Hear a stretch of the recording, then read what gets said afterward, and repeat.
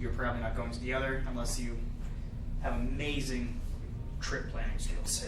The PHP World is in November, I think. Awesome.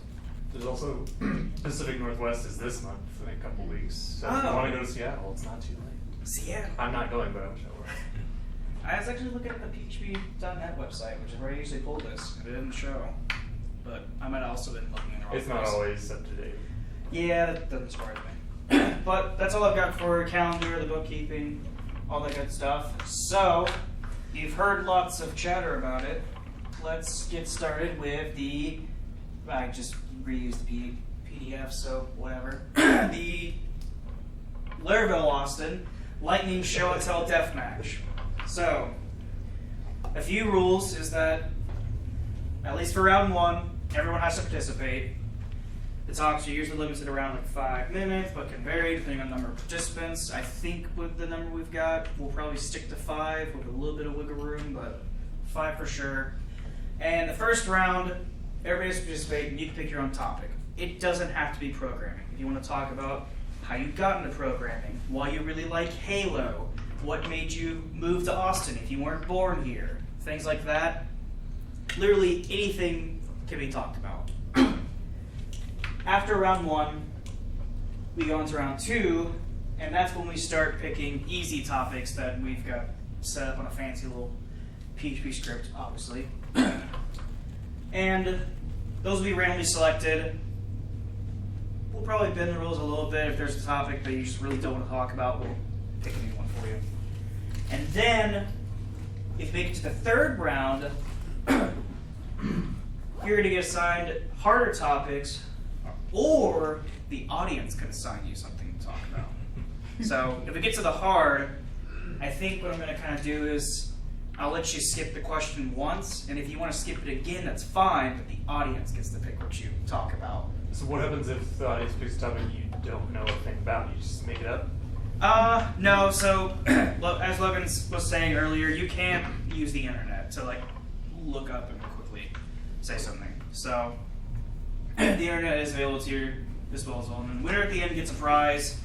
Anyone can quit at any time after the first round. So if after the first round you don't want to participate, but you still want to like watch and see where else go, that's fine. I think instead of just like the winner at the end, we're just gonna load up the raffle site. Yeah. Everybody who wants this lovely Laravel elephant can enter into the raffle, and one lucky winner will get selected. Oh. So, now that we've gone through the rules, okay, see rule number 1 is cool. So, I'm going to write my name down on this thing and figure out the topic that I'm going to talk about. If you haven't filled this thing out yet, just write your name and don't write somebody else's name. Yeah, please. Write your name, what you're talking about, and I'm assuming I'm just picking them all up. Should we time them so nobody goes like a whole hour? Yeah, I'm gonna time on my phone after I close it here. So, give me 1 second.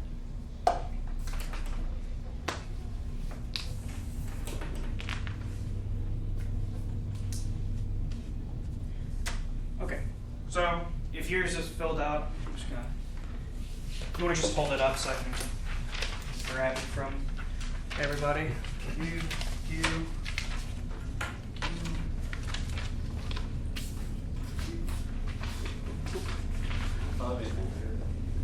That's fine. Thanks more. Thank you. Let's do all the pressure.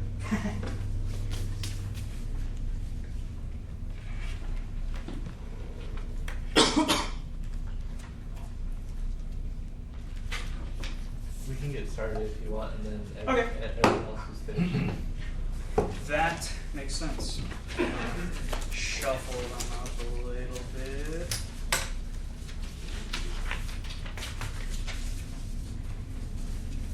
You can like turn them face down and like do this on. Yeah, that would probably be smarter. There's a reason I'm a programmer, not whatever job this is. Late entry. First. right. Ah, what a coincidence. Logan, Oh, nice. come on down. Okay. Logan's going to be talking about Pyro CMS. All right. This is probably not going to be super long. Can I bring up a? Yeah, go. Yeah, Opera. I don't know, I'm weird. If you hit command space, you can bring up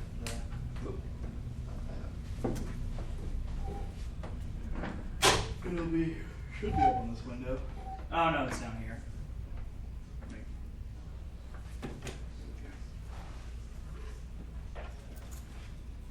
I don't think you have enough tabs open there. Nope. Wow. Never.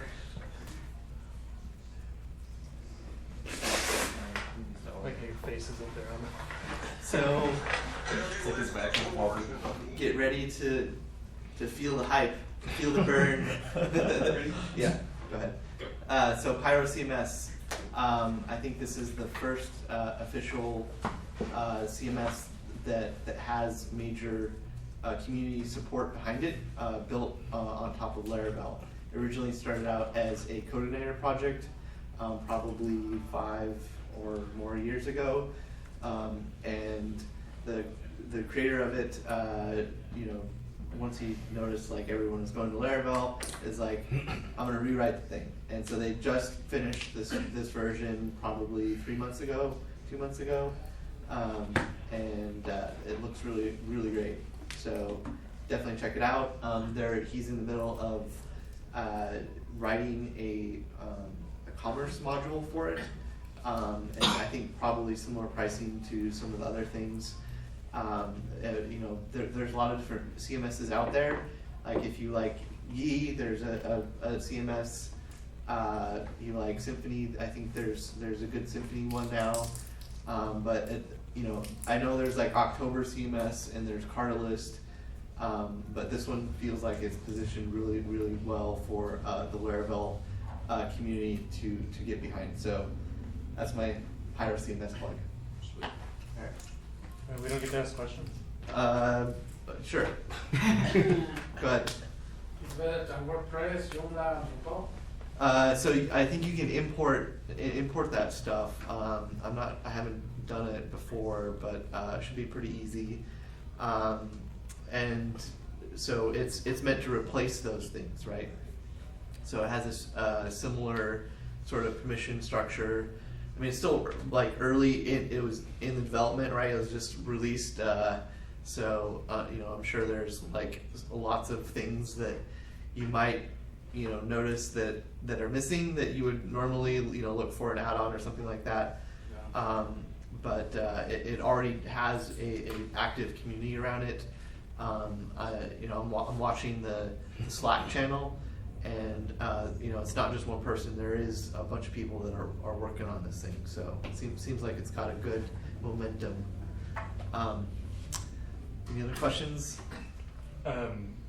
What's the admin interface? Has that been rebuilt as well, or is it kind of using like a front end, like a Vue, or is it just PHP? Yeah, so I'm not sure of like the JavaScript framework that was used. I think it's Bootstrap probably.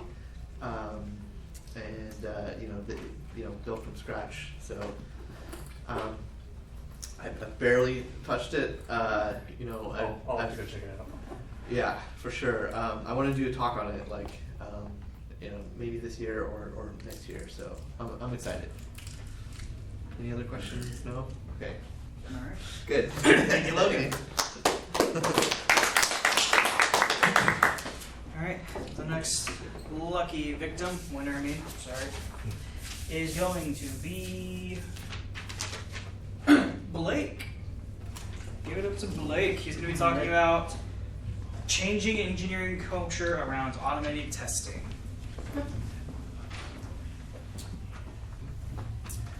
All right, so I think one thing that needs to be addressed within the PHP community especially, but I think as a community as a whole, is that automated testing is not a thing, and it always feels like, people are in a rush to get things out. And while you should hit deadlines, I feel like things break way too much. So the example that I always use is, sure, I can rush this feature out and get it done in 2 days.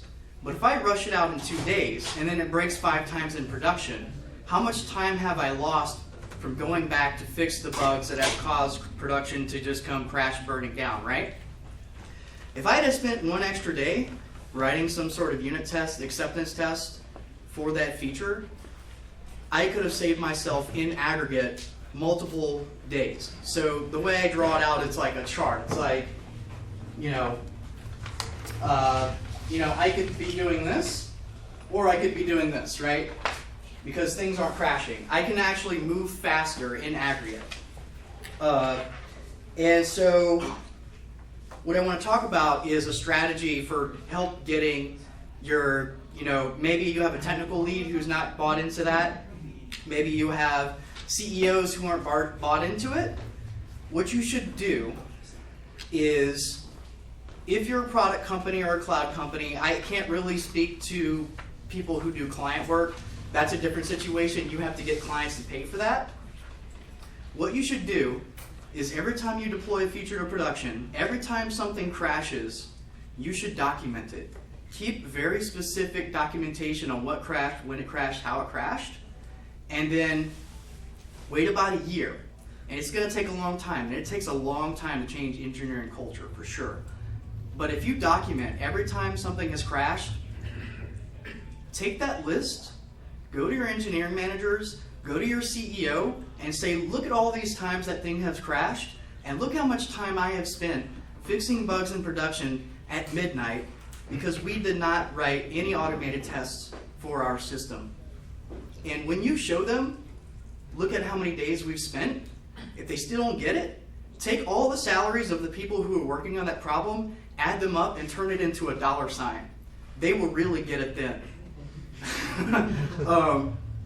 That kind of makes it click in their head. Because, believe it or not, engineering, even engineering managers and especially CEOs may or may not care about engineering as a craft. They care about getting their products to market. And the way you sell engineering, I'll get to you in a second, sorry. The way you get to engineering managers is this. You say, if we keep writing crap every single day, what's going to happen 2 years from now when we have to hire people to come work on this stuff? Nobody wants to come in and work on a crap code base, right? So you write tests, you automate as much as you can, and ideally your tests aren't coupled to the actual framework you're using. So that way, if you write everything in Laravel today, let's say 2 years from now, Taylor Atwell gets hit by a bus, nobody likes Laravel anymore. Well, you have the option to actually go move up to a different framework because you have a suite of acceptance tests that allow you to verify integration. If you don't like Apache anymore, you can move to Nginx now because your test will tell you if something broke. So I guess the point of this talk is that changing engineering culture, especially around code reviews and automated testing, is really hard. And you have to be very nuanced about it too. You can't be the guy that when every time something breaks goes, hey, look at this, you see how it broke, you see how it broke? You'll become a gnat in the ear of whoever you're telling this to, and they're like, oh, shut up, just go fix the problem, it'll work itself out, right? So what I'm saying is be meticulous, document everything, and if you have to, spend your off hours and go get a testing rig put in place. Because some engineering managers will never pay you on their time to go put testing rigs in place, to set up a Jenkins server. Go look at tools, look at Travis CI, look at Travis, Jenkins, Circle CI, CodeShip. Look at all those tools. Do it yourself if you have to. And that's 5 minutes. Okay. So the one rule I'm going to make, if you go before 5 minutes, then we'll have time for questions, but just so we can get through everybody, if you can hold your questions forever, then until after we get through at least round 1, maybe till the end, then we'll go from there. But, And by the way, I have experience with this. I've actually done it at a couple of places. So if anybody wants to talk about that subject in general around changing engineering culture, around enforcing code reviews, all that stuff, we can talk after. Cool. Thank you very much, Blake. So for our 2 newcomers, the gist of the game is, there you go, is round 1, everyone has to talk. You can talk about anything, just be programming, etc. Thank you for passing these in, and we'll add them to the pile and mix it all up. And our lucky winner is Jonathan, talking about Last Chance U. Yes. Awesome. All right, this is non-programming related, but I'm watching Netflix this weekend, so this is what we get to talk about. And it's kind of relevant in the sense that college football starts this weekend, and Last Chance U is about a college football team, but it's not about your Texases, it's not about your Notre Dames or Alabamas or any of your big schools. It's about a small JUCO school in Scuba, Mississippi.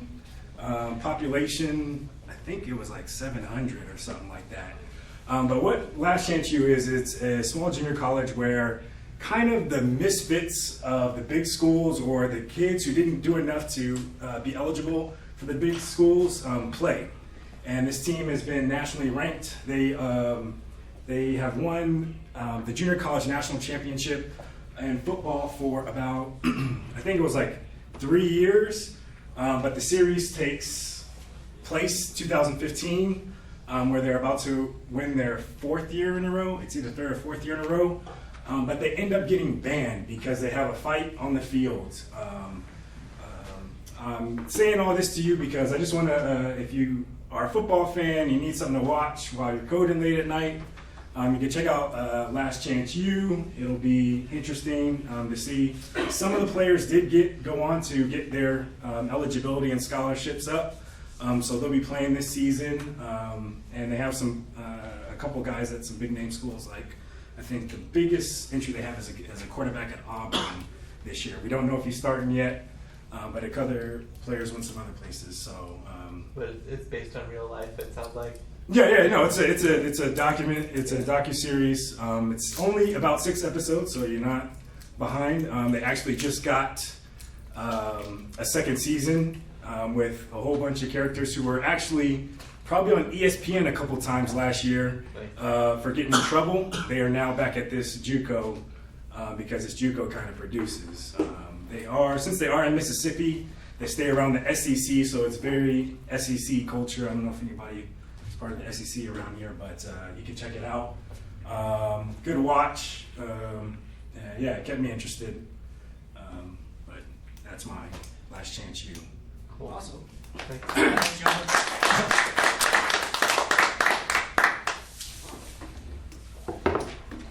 All right, next up is going to be Ian, talking about OAuth 2. 5 minutes to cover all. Yeah, exactly. All right. The most impressive piece is going to be the 5 minutes part. And Ready? yeah. So, if you have a service that requires people to log in to your system, then you might be doing it wrong.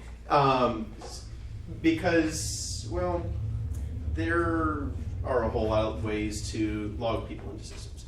But the real question is, how do you log people into multiple systems with the same set of credentials? How do you permit users of one system to access resources on another without handing that first system's primary credentials, like username and password, over to the secondary system? Well, you can use a protocol like OAuth. The idea with OAuth 1 and OAuth 2 is companies like Yahoo, Facebook, Twitter were trying to delegate access of, say, your Twitter account or your Facebook account to external services, but still retain some level of control over it so that a malicious app doesn't get access to your username and password and then just post random pictures everywhere. So after a few revisions, you end up with a system called OAuth 2 that is actually relatively easy to implement from a technical standpoint. You're not having to throw signatures everywhere. You're not having to hash things.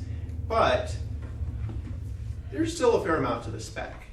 Now, question is, if you have a single application, how does this even apply to you? Well, it's a standard way of getting your users logged in to an API or to even a regular site such that you don't have to reinvent the wheel. Now, the way you access pieces of information with OAuth is you throw a server an access token, the response says, cool, that access token corresponds to a piece of information that I have saying, okay, this is a valid user, give you the resource, etc. But how do you log in? Well, OAuth has this concept of grants.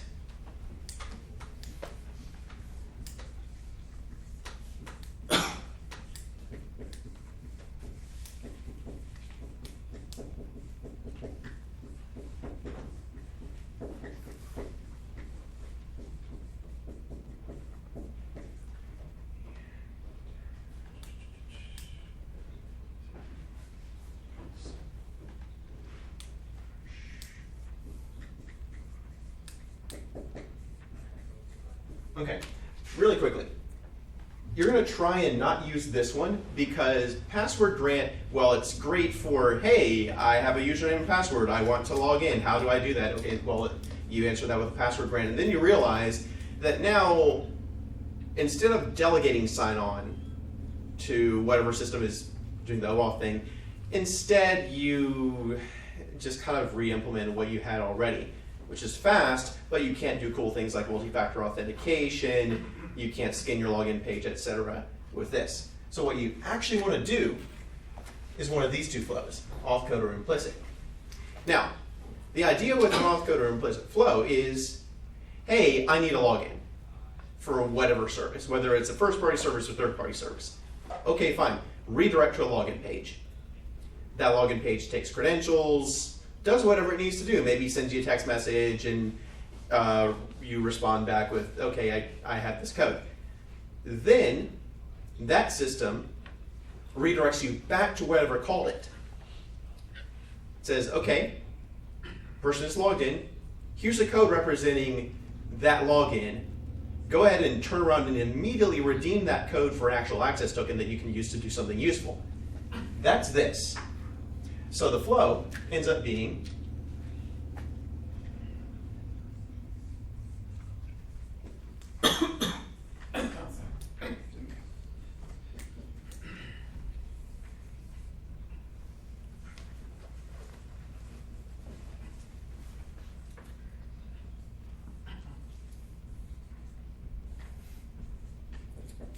like so.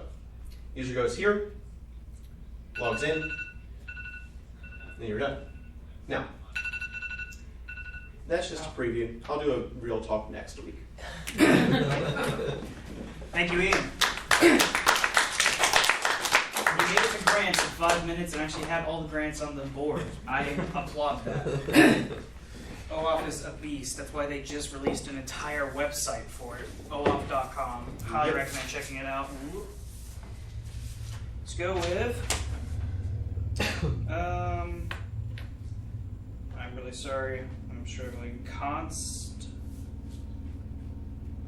Who was going to talk about NGINX conference? You're up.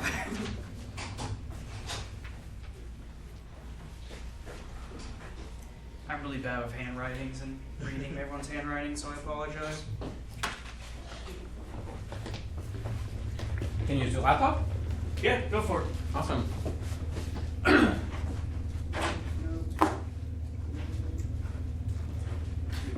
Opera, nice. Alright. Hello, my name is Constantine, and I'm going to be talking about NGINX. So how many of you have heard of NGINX? Basically everyone. So how many of you have heard of Nginx Conf, the conference? A couple of people. Do you guys know that it's going to be here in town in Austin next week? Mm-hmm. Are you guys registered? Are you going to come?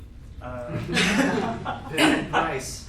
Huh? Depends on price. Depends on price. Sorry. Good. So you can actually you can use a coupon code, which is my name, Constantine. So you got to remember that. So you can use that for, I think the discount is like $400 off plus I think like 25% off in addition to that. So I think after the coupon, I think the price is like $225 or something like that for 2 days of the conference. So there's going to be like all the Nginx offers. There's going to be Igor Sasayev, the guy who wrote Nginx, and all the other people that you probably, if you ever communicated on the mailing list, that you probably are familiar with. So they're all going to be there, and I can show you how to register there. Awesome. Let's try. It's really kind of slow. Yeah, Max and mirroring always slow down. Oh, excuse me.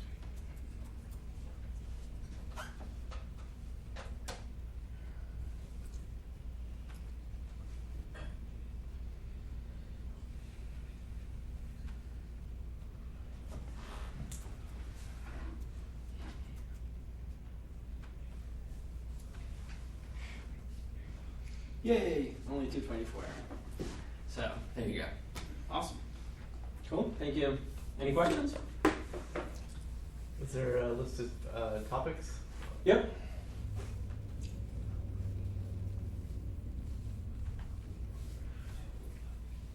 I think it's in the previous. Oh, you have a lot of tabs. Maybe.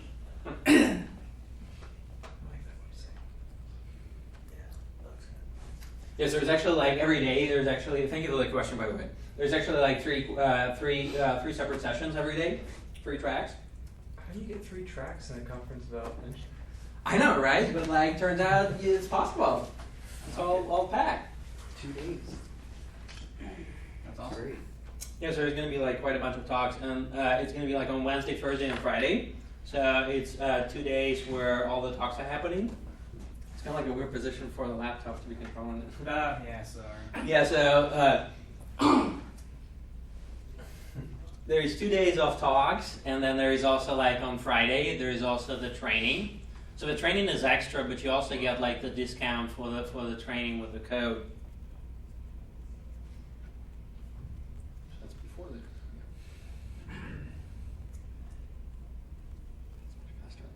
Yeah, so the training, like together with the training, it's kind of like still pretty cheap comparatively. Cool. Not bad. Can you click Thursday again and scroll down a little bit? Let's try that. I just wanted to see. The mouse may have wandered off to the laptop screen. Nothing in No. your hands. It'll be to the right. There we go. I'll say it goes that way. Because on Thursday there's a couple of, On balance. you know, I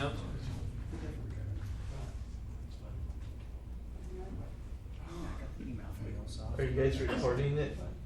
Hmm? Constantine, mm-hmm. are you recording it?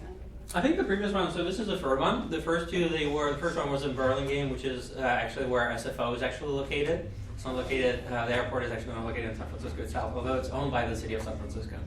And the second one was in San Francisco itself, so this third one is going to be here, and I think like from the first one, I know that all the talks were posted sometime later. Yeah. So it's probably going to be recorded too. So Cool. Awesome. But you should still come in person because like you're not going to meet your society in person unless you come. So I like it. Thank you very much, Constantine. thank you.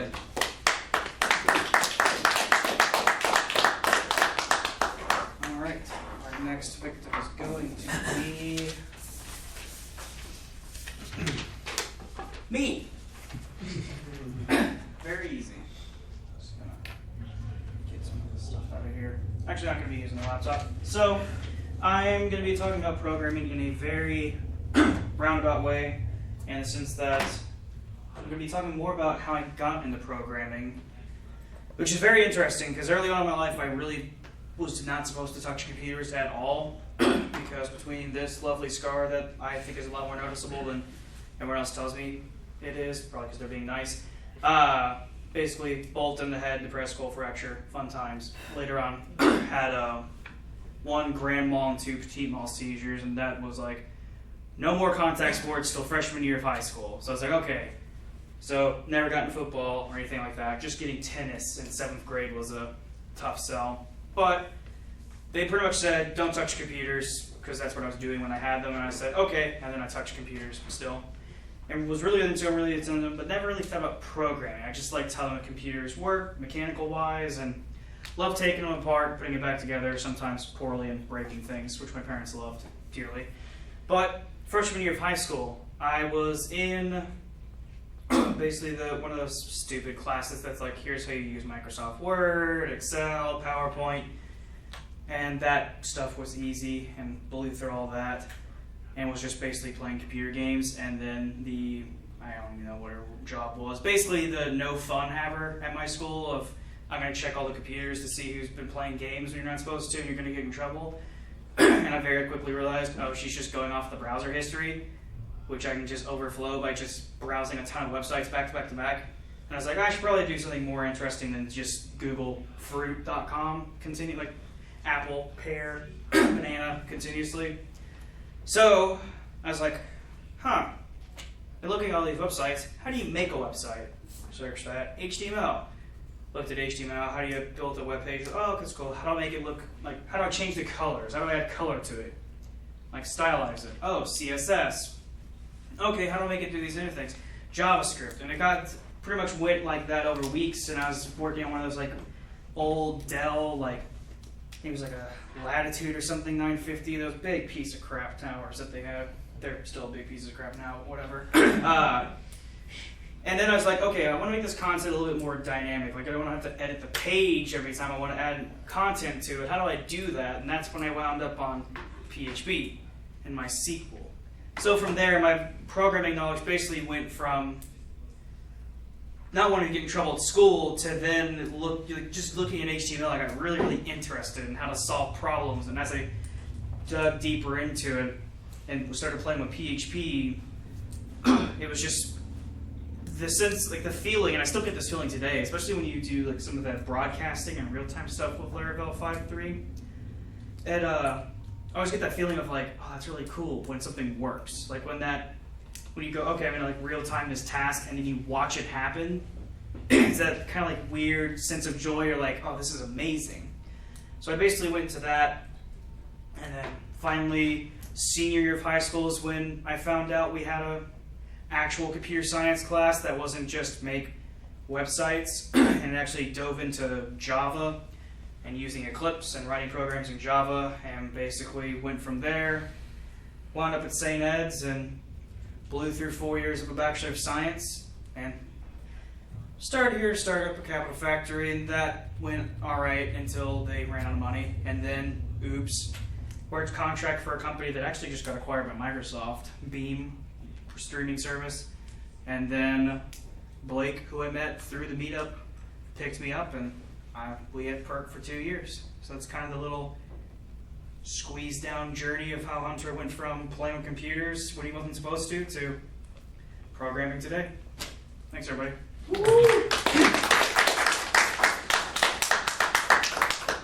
Is that Beam like the social media app, or is that a different? It's beam.pro. It was basically the only worthwhile competition to Twitch TV. Okay. Live streaming for video games and all that. So they're now, well, technically they're a part of the company I was working at, MC Pro Hosting, which was just Minecraft server hosting. Cool. And then, excuse me. Yeah, they saw everybody get pissed off at Twitch for some like content ID stuff they were doing, and then they made a service that Twitch has like a 30-second streaming delay to it, so Yeah. you can't really communicate with the viewers in chat. Beam, through lots of various techno mumbo jumbo, got their delay to like 2 seconds, which is amazing. So they grew it, and then Microsoft, I guess, liked it a lot, so bought it, which is cool because then the Xbox can have some fancy streaming stuff soon. But moving on to our next participant, Harold. Harold is going to be talking about what he did this summer. And then I know what he did this summer. Yeah.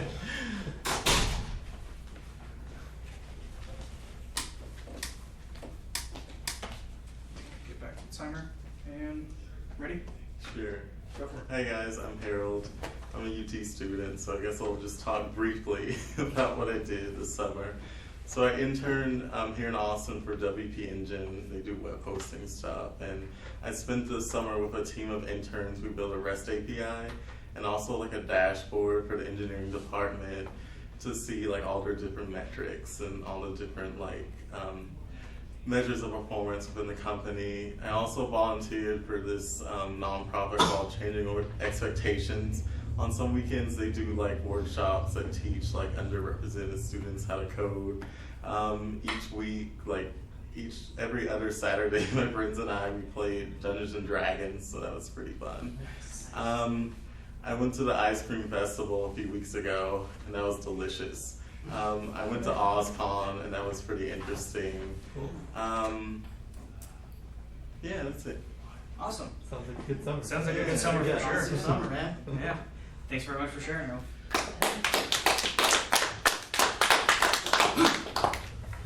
All right. Moving right along. Our next participant is our lovely co-organizer, Eric. He's going to be talking about auto-scaling with Amazon Web Services and SQS. Okay, so like not exactly how to do it, but the fact that you can do it. Do you want to take over? No, I just want this up for reference. I'm just going to turn it off anyway. Ready? Yeah, go. Okay, so I have a web app that we do review monitoring. So there's a lot of tasks that we have to do every day. And so we need a lot of computers to do those tasks. But we don't need them in the middle of the night. Like we're not monitoring reviews in the middle of the night. We're not connecting to APIs and doing all that stuff at like 2 a.m. Reviews aren't coming in at 2 a.m. that often. And our customers don't even care to know about them at 2 a.m., right? Because they're not going to like check their email and respond to a review right away. They're asleep. So, most of our stuff's during the middle of the business day. But if I had computers that were running all the time, that would cost me money. So with Amazon Web Services, I can spin up servers just when I need them for like by the minute. I'm paying by the minute for these computers.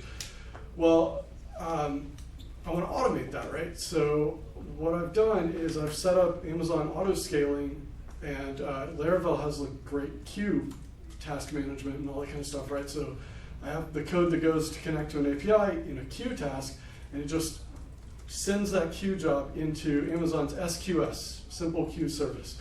And then I have Amazon's EC2 service set up to the queue service where when the queue service gets over a certain amount of tasks in the queue, like 2 or 3 more servers spin up and start working down the queue. They have the right jobs listener running on startup, so that when they spin themselves up, which only takes about a minute, they start asking the queue for more jobs, and then they run that code that needs to run to process those jobs, connect to that API, go monitor reviews, and put them back into our system. And then after a couple more minutes, if the queue is still over like 1,000 jobs in the queue, it spins up like 2 or 3 more servers, whatever my configuration is, and then that keeps going. And some like our 2 p.m. crawl is after lunch, right? Like a lot of reviews come in at lunch. So the 2 p.m. crawl is when we crawl like a lot of APIs and go ask Yelp and TripAdvisor and Google Plus and all of those for a ton of restaurant, the reviews for those restaurants, all that kind of stuff. And then once the queue gets down below 1,000, Amazon, by my configuration, Amazon automatically kills off those servers, so I'm not paying for them anymore. And that's kind of, I don't know if you know that's possible. I just kind of wanted to like share that that's possible. If you've got a job, like you've got an image processing service where people are uploading images to your site, and you need to store them someplace and then process them. You can process them later, and then you can set this up so that it's you've got so many things that you don't want your customers to have to wait too long, so you can spin up more servers and process down the queue, work down the queue, and then they'll kill themselves off and it'll save you money. And that's what I'm going to talk about. Awesome. Any questions? Yeah, so the logic for determining when to spin a server is when the message queue gets bigger. Is that something you configure from within AWS, or is it a script that, okay. It's not even script, like it's all configured through the AWS dashboard. And so there's auto scaling group. So there's a launch configuration, and that takes you take an image of the server that you want to spin up, an AMI, and then you set up a launch configuration. So you're like that AMI, this big of server, and what zone or what all the configuration stuff for spinning up a server, and then you set up an auto scaling group, and that's where you set up like what to look for like spinning up, how long to wait before spinning it up, because if it's under 1,000, I don't want to spin up a new server. Like I can work that down within my allotted time. If it's over 1,000, and obviously the numbers can be different for your specific case. If it's over 1,000, spin up like 3 servers, and let's see if we work that down in the next 5 minutes using those 3 servers plus the ones I have always running. Mm-hmm. And then so all of that's through the dashboard. Auto scaling versus the Elastic Beanstalk. Yeah, so Elastic Beanstalk is going to do a lot more for you on like web requests and keeping everything running, spinning up web servers to listen and scaling your web traffic. This is more for like back-end queue jobs and stuff like that. What about Lambda? Yeah, and Lambda is something I haven't even gotten to truly explore yet. I think the problem with Lambda in my mind is that it's Node or Java, right? Like, no PHP. Even though PHP would be pretty much the perfect execution environment for Lambda. Agreed. Awesome. Ian, did you have a question? I saw you. You can do that. Yeah, I didn't realize that you could actually pipe queue depth into the auto scale stuff. I'll check it out. All right, down to our final 4. Do that a little bit. Up next is Daniel talking about the Twitter streaming API. Yeah, because I don't know. That's the only thing I know that some people don't. That's fine. All right, so I did a personal project a few months ago, and it involved trawling through Twitter to catch mentions.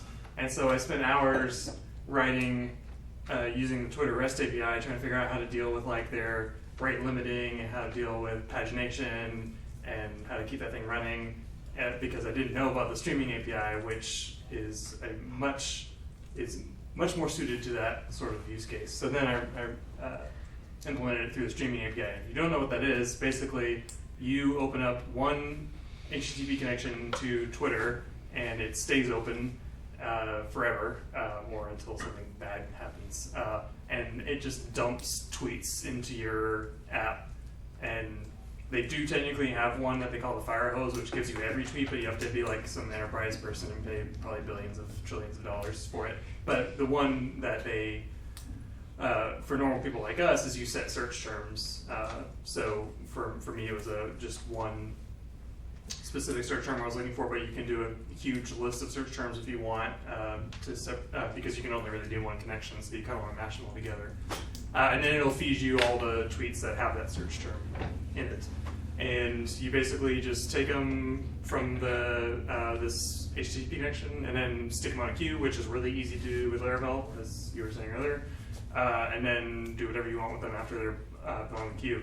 And there's a library that somebody wrote to sort of handle the long-lived connection, make sure it stays healthy, and so that that kind of stuff is already taken care of for you. It's really easy to implement, and I wrote an article on it on Scotch.io a little while back. So there's not a whole lot of use cases for it, I think, but there's some apps like, I was thinking, if you're maybe trying to run a Twitter contest or something and you need to listen for mentions to your company or something, then that would be a good use case for that. So kind of a niche, but good to know so you don't waste a bunch of time trying to use the REST API when it doesn't work. What was the name of that again? It's the Twitter streaming API, and specifically, now I can't remember. There's the site and then user, and then the specific one is the only one really open to the public, is the one where you can set the terms to search for, but they're all in the same section of the docs. So, which library were you using to handle the persistent connection bit? It was, I don't even remember. It said it had streaming API in the name, so it should be pretty easy to find. Okay. PHP based. Yeah, there were only one or two, so it was kind of the one that had the most stars on the packages. Nice. Awesome. Thank you very much, Daniel.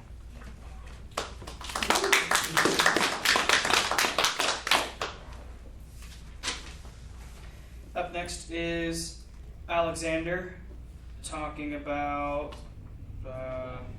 there's lavalier question marks, then UX developer.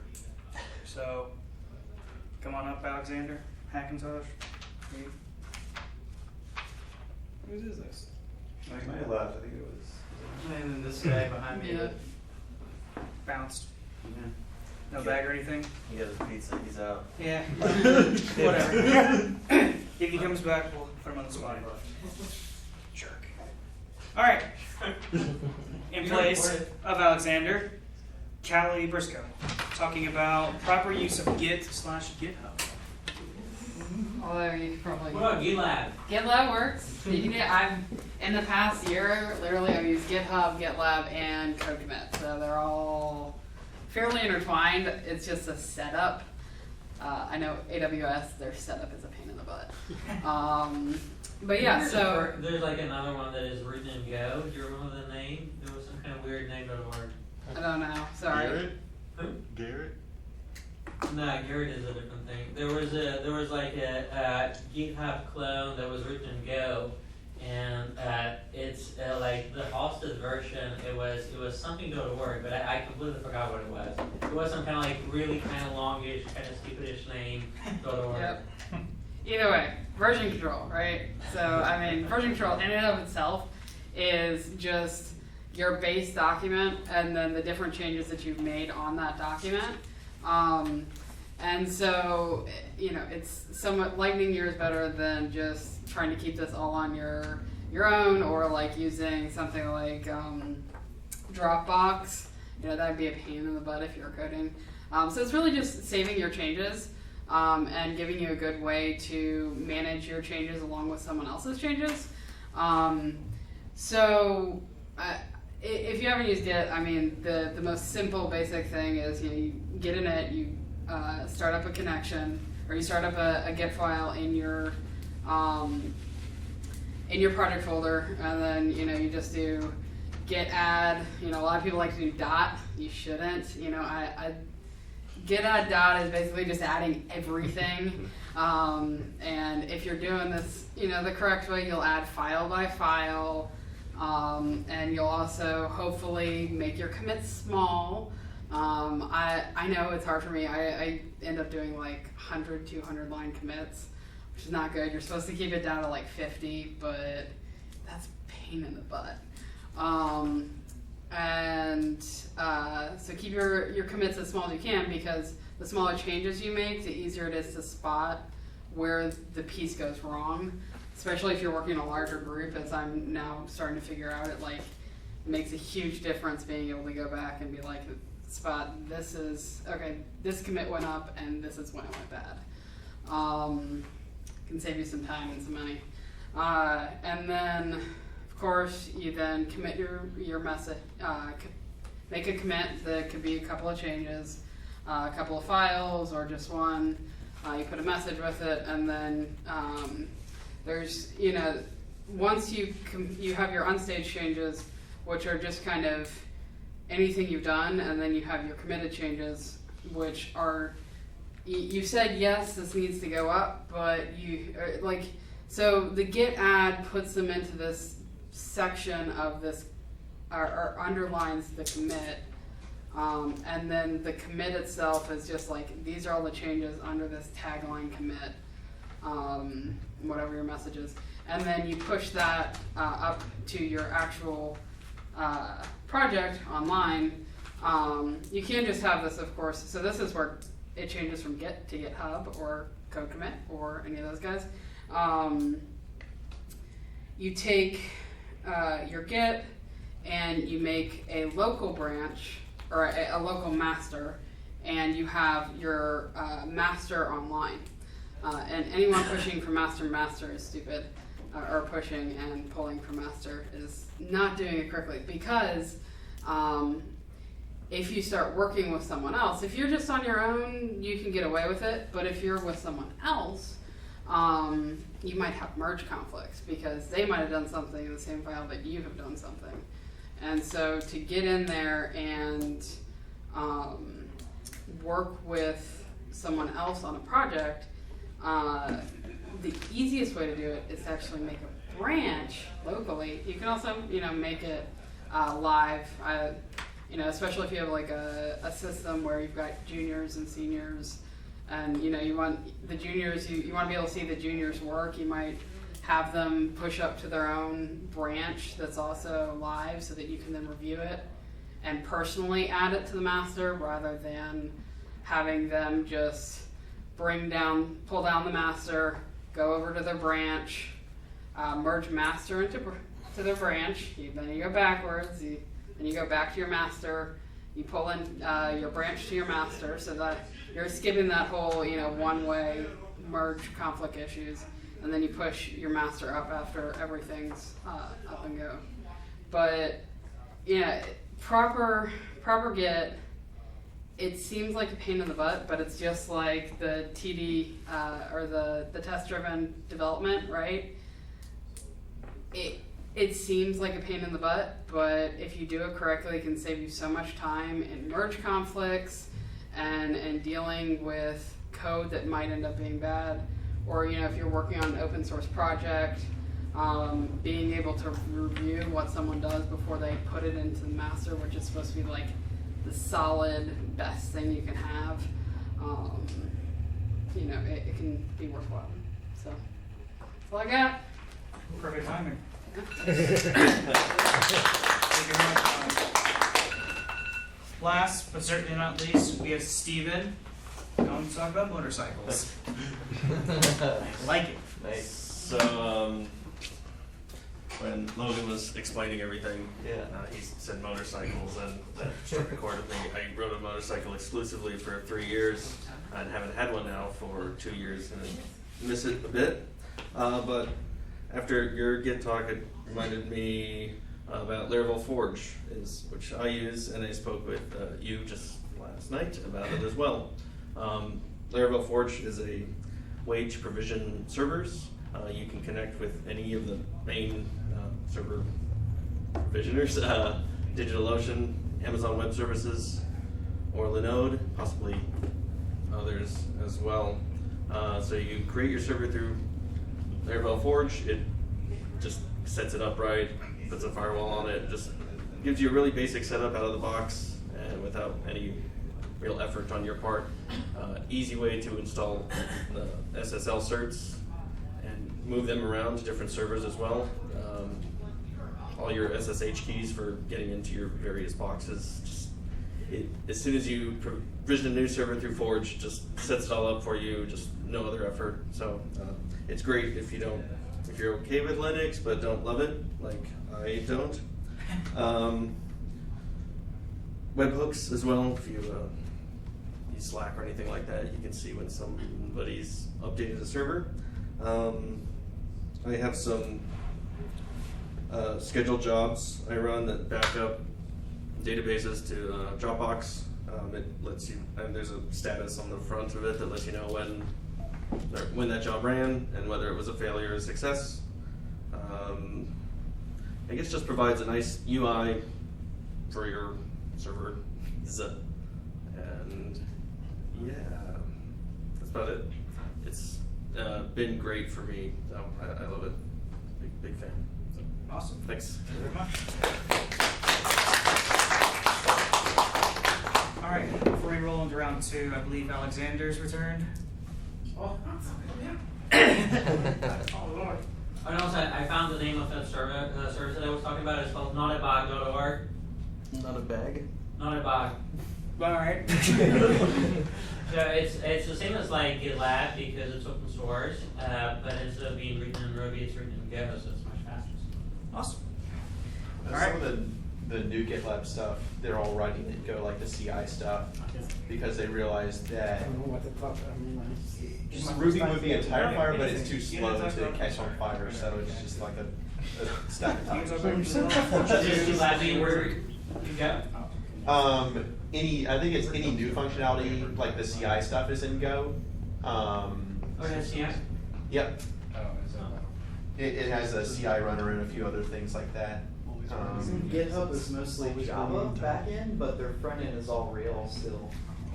What I understand. I thought GitHub was always Rails, the whole thing. No, you can't scale it that. You can't scale It's Rails Rails. that much. GitHub is Rails. Because they had Their a whole front thing. end is Rails, but the back end pieces, I I've never heard of Java. that. I think.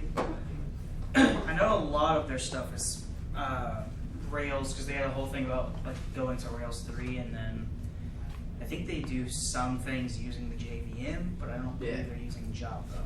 But JRuby maybe? possibly. All right, 5 minutes. Alexander. Yep.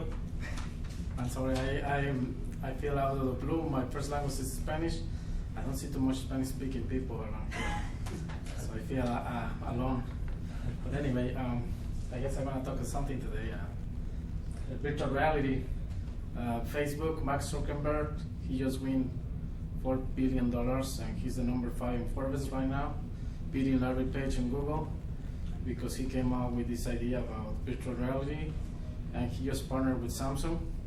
And Samsung's creating these VR headsets you can use with your phone, and then you can have a virtual reality. I don't know, you guys experience virtual reality? Okay, so virtual reality is the next thing to go. A lot of people, as I'm a UX developer, a lot of people still think in the mobile, and it's good, but in the future also they want to create applications on VR. With Oculus and all this competition, you know. Usually they use this program called, I forget, Prodigy, Infinity? Unity, yeah. To program the apps. But probably it's going to be the next, the next jump to invest in these technologies, so creating user interfaces or apps that use virtual reality. Like the guy over there has a website for hosting. It would be cool to create like a virtual tour. With these headsets, you can check the hostel in 360s, the places, and you can actually, maybe in the future, they're going to develop the Facebook, like you can meet people virtually in this same room with this 360 technology. I'm very looking into getting into this technology. I don't know what platform will help me, Unity, but I don't know, there is frameworks that can help Unity to create this type of platforms, so everything is brand new, so I invite you just to start checking out, about virtual reality. I think it's gonna be the future. Facebook invests a lot of money, and he knows, Mark Zuckerberg, he knows it's the future, so the industry probably changed to this level, to this new era of virtual reality, and Google needs to start doing something because they're getting behind. Larry Page is now 11. He used to be on top of Facebook. He's getting back. So I think also Google has to invest probably in Google Plus, because Facebook is. I just wonder why Google has all this power search engine and everybody use it. Why never promote Google Plus? They couldn't promote it and be better than Facebook today, is because they have a lot of traffic too. But I don't know. Mark Zuckerberg, he feels so confident right now, beating Larry Page, and then I think he just did the move with Samsung, taking Oculus, also Oculus company working with Samsung together and Facebook, so they want to create this virtual reality. You can check he have a podcast in May. I think he have some conference talking about it, so. They gave away a bunch of them at F8, I think, right? Yeah. So are you looking at the phone, or is there like another screen inside the goggles? Yeah, you use the phone, you have the Note 5, I think you have the Google, so you just plug it into the phone. Okay. It's like Google Cardboard, but it's better than Google Cardboard because it has a better experience, you know. Yeah, it's more comfortable on your More on your head. comfortable, and it runs its own app, you know. And this is the new headset. Actually, I have the second generation. This is the third generation. But people are developing now games and apps for virtual reality. So I guess it's gonna be, this is like the interface. And then, you know, the future is actually have this camera. I can do 360 videos with virtual reality. So pretty much, you know, that's the future for virtual reality, and I think it's good to start doing things without. It's Mark Zuckerberg, because Sony PlayStation is competing. They just have these headsets too, but Sony PlayStation they only focus on gaming. But Mark Zuckerberg seeing virtual reality as everything. You can create an office, virtual office, a virtual computer inside this virtual reality. So really, it's gonna be you're gonna change the game, you know, in technology using this virtual reality stuff, you know. So I guess you start looking into this Unity. You can program. I think there's kids. Awesome. Cool. Thank you very much, Doctor. All right, and so it concludes round one. Otherwise known as the everyone had to be forced to do it round. So we're now going to jump into round two, and I'm going to kind of defer a little bit onto Logan. So how exactly do we pick? Like just you could use the papers again. Oh yeah. And then okay. If we want to speed it up. Yeah. Which one is round two? So round two is when we're going to start picking easy PHP Laravel based questions, and if I draw your name, you have to answer the question. So to bring up the rules again. What if I'm a Go programmer? Like it's round 2 and 3 are optional. Huh? Round 2 is optional. Round 2 and 3 are optional.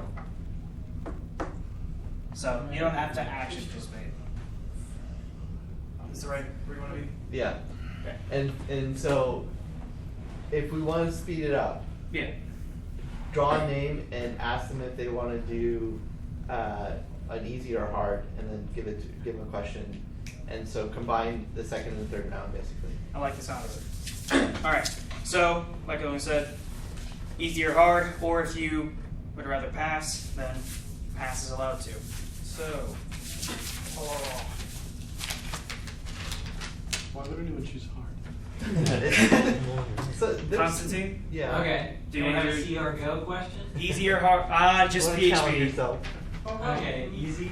Easy? Okay. Wait, easier question I usually have hard, or what about the hard one? It's not, they're like trick questions. The hard one, you're always right. You can use that. Right?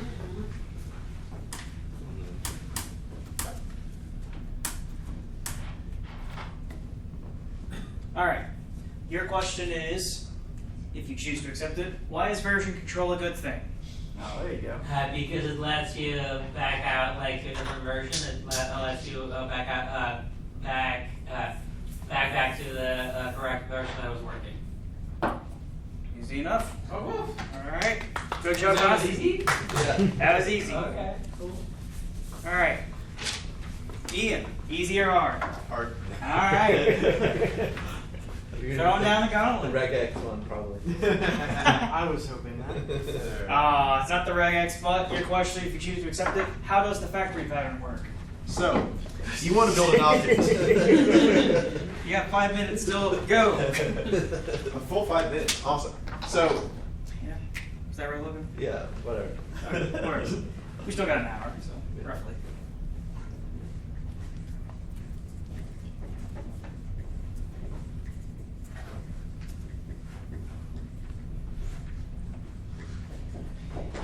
you're trying to build some domain object or whatever, and you're properly passing in all your dependencies with your constructor. So I have a thing in it. It needs a bunch of dependencies like my widget service, my random API service, and my logger. So this, if you sprinkle it around your code everywhere, is not necessarily a good thing, because if I want to switch out loggers, if I want to switch out widget factories, or if I want to switch out my random thing service, I can't necessarily easily do that. So instead, what you want to do in case that I have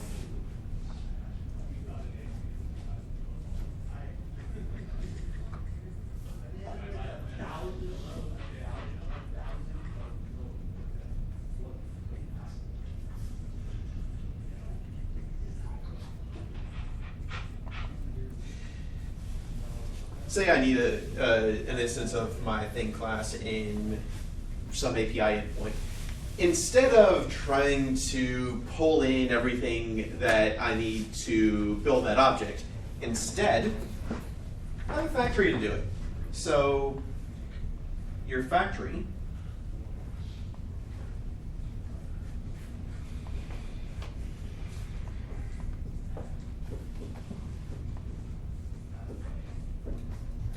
is pre-configured with knowing how to build this entire object.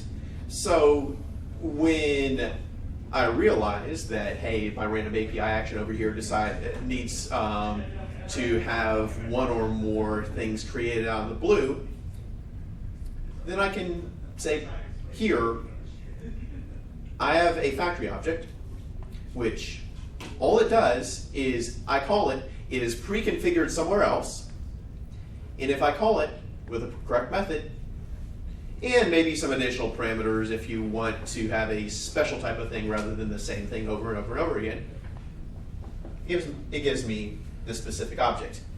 One example of this would be like your Guzzle API client. If you need multiple instances of that client to call to the same API everywhere, you really don't want to have to track around, okay, new Guzzle client with this base URL and all these configuration options. What you want to do instead is say, I want to inject something that will give me a new client and handle the configuration for me. Make sure that that is all consistent, but give me a brand new instance of that client, because Guzzle is a kind of bad example because it's a mutable client and you're not going to have random issues going on with it. But if you wanted a brand new instance of some object because you might have some changes that you've made on it, then that's where the factory comes in. Where is it used in Laravel? I don't know, probably some facade somewhere. In all honesty, if you call a new method on one of your domain objects where it's like, hey, give me a new instance of a user or something like that, then that is an example of the factory pattern. Because it's doing a whole bunch of configuration under the covers to give you a new properly configured user object. Is that reasonable? Yeah. Sounds like it. Questions? All right. Thanks, Abe. So obviously somebody else needs to pick the topics. So they did the first round, I'm gonna put my name in. Oh. Oops. Sorry about that. No, I'm good on it. By the way, Harold, would you like to go? Easy or hard? You can pass, don't feel pressured.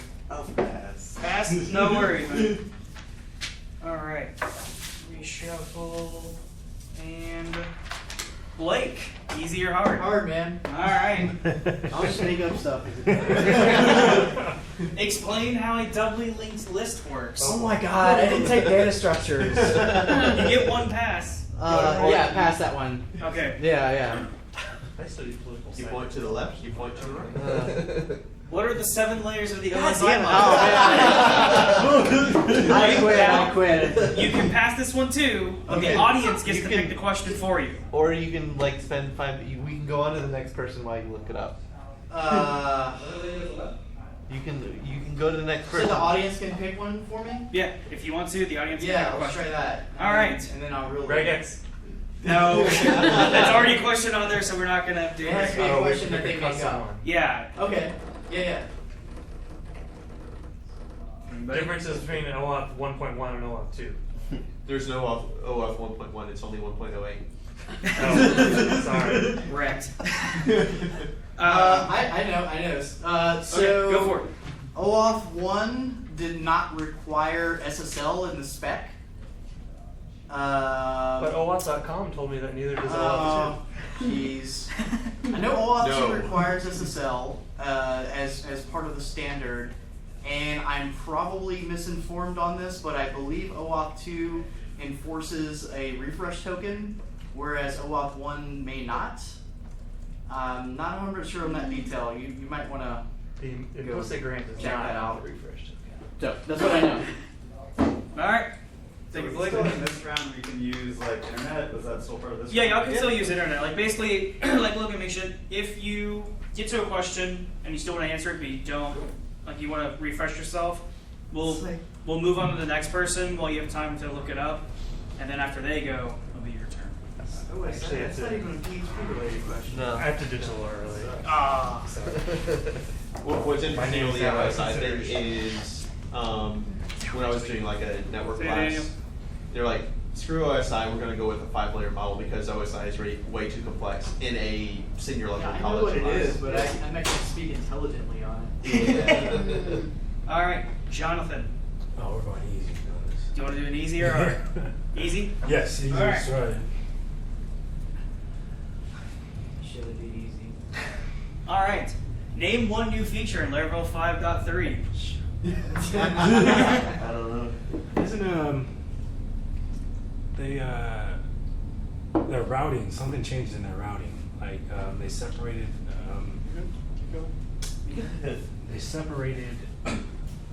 before dealing with middleware. I don't understand the concept so much, but I know that it was like they had that web layer and it dealt with authentication, but now it's split, so it's not.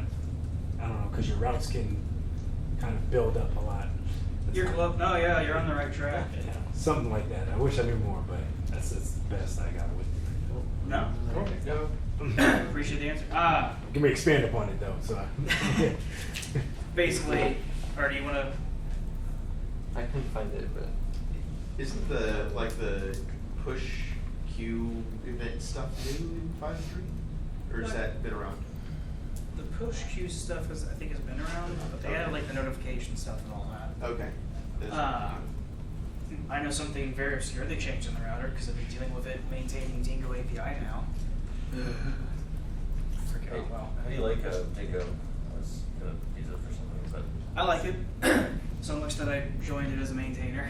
So oh, cool. hoping to get a version 1.0 solidified soon. Do you want to try and add more? yeah, there's another one. you're good. I guess there's blade for each loops now. So instead, you can just grab either like the first element in a loop or the last element in a loop, and do something with that piece, rather than having to, traditionally for each through everything or do breaks and continues. That's kind of cool. That is. Awesome. But yeah, that's All right. Thank you very much, John.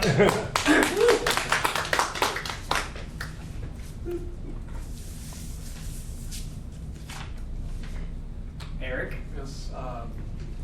Easy or hard? Easy. Oh. Explain some good caching strategies. Would you like to tackle that one? Sure. Ignore the fact that the strategy is misspelled. I It's one of the two think hard one of the concepts questions that should you be use. how do you get rid of the dollar sign? Well, the percent sign. The percent sign. That shows up on my too when I run it. New line. I wanted to look at that, but Is it new line? I Is think that it what might is? be. Best Sorry. practice is to append new line to everything.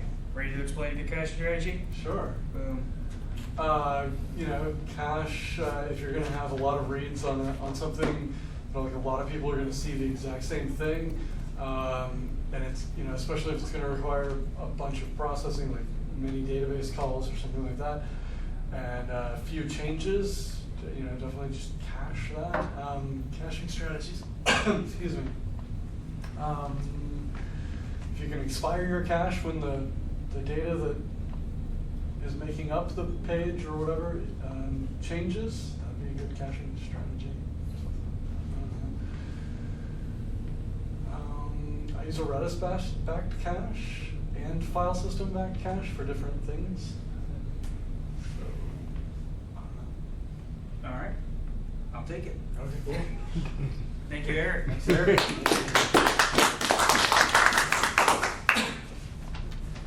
Logan. Hard. Did you write any of the hard ones? I put some in for both easy and hard. All right, would you like to tackle explain imperative versus declarative programming paradigms? In case you're wondering, a lot of these questions come from Logan. Oh wait, I can do that.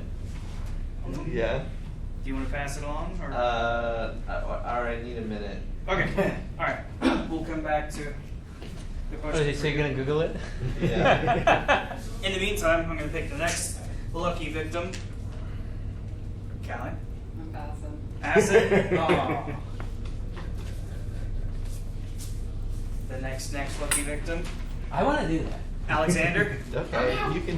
Do you want to do I it? will. I don't know anything about pass it to PHP. I you. just heard about it. Okay, if you want, we can. But they're do not question PHP and questions. pass. Like a lot of them are not even PHP Just questions. send me an easy, I guess. Okay, I'll send you an easy.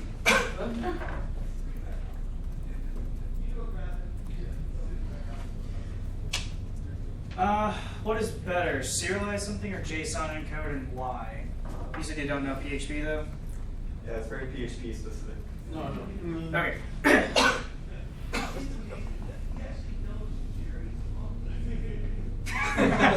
Daniela for this one. Would you like to answer the question, what is wrong with WordPress? Are you familiar with WordPress? It's a CMS system. Content management. You. Oh, me? Yeah, you. Oh, what's the question again? What is wrong with WordPress? What's you not have wrong? control of the PHP coding, and you have to rely on the add-ons, and some have security calls. They can hack and do insertion. That's pretty much I know. You got it. That's good. Yeah. Ready, Logan, or do you want to go to somebody else? I think I'm gonna let Constantine answer. Constantine? All right. The buck has been passed. The difference Explain between imperative versus declarative programming paradigms. So the difference between declarative and imperative is that one kind is the kind like PHP or Go, where you specifically say like what steps must be taken in order to solve the problem, and the other one is functional languages, where you just define what the function is, and then the language it kind of decides itself like what steps the compiler or the interpreter it decides itself what steps should be taken, and the example of that is Erlang. So the difference is that in the declarative programming languages like Erlang, you cannot change a variable. So once you set there's basically I guess they're not even called variables, right? Because you cannot change them. So you can only set a certain name to one value, and then every time that it must be changed, you want to change it, you have to use a different one. That's kind of a difference. I think there's an example of a declarative language that maybe a few more people are familiar with around here. SQL? Yeah, that one. I just noticed that too. I don't think SQL is a declarative programming language. It's not a programming language because you can't It's really... only a programming language. It's more scripting, I'd say. Yeah, it says the PHP person. It's according to Wikipedia, it's declarative. Along with XQuery, regular expressions, logic programming, functional programming, Right. and configuration management systems. Yeah, it's more if regular expressions were considered that. Yeah. Regexes are what to do rather than how to do it. Yep. And a pain in the ass to write. Sometimes. Where's Brett when you need him? I know. All right. Cool. Thank you very much, Constantine. Good job. Logan, would you like to? Let me real quick find. Well, I passed, so I'm out, right? Well, There's actually a really funny video called Erlang the Sequel. It kind of explains you the difference between. Video. Yeah, it explains you basically the difference between like imperative and declarative languages. Oh, cool. I will watch that. bonus extra being nice, Hunter. It's Would like you would you like to do another one? An Okay. easy or hard? Sure, easy. Easy. Boom. List some magic methods and explain how they work. All right. Okay. So everybody knows underscore get and underscore set, and so you can use these. There's like clone, and there's constructors, right? Mm-hmm. Construct is a magic method. Let's see, I can't remember some of the other ones. So getters and setters. Traditionally, people think of this like as you say, set this variable and you pass in the variable and then it sets it to some class member property. Well, with the magic setter, you could just say, well, whatever you pass in, put it into an array, and you automatically can set and retrieve class properties, class variables, and stuff that you want to work with in the class. Clone, I think, just makes a copy of the class, and then I think the other ones are self-explanatory. Wake up Destroy, clears it from memory, I think. And just to throw you a curveball, do you know of an example of where magic methods are used in Laravel? Everywhere is not appropriate. No, that's just magic in general. Yeah, so it was in 5.2, right? Like he was using it a lot for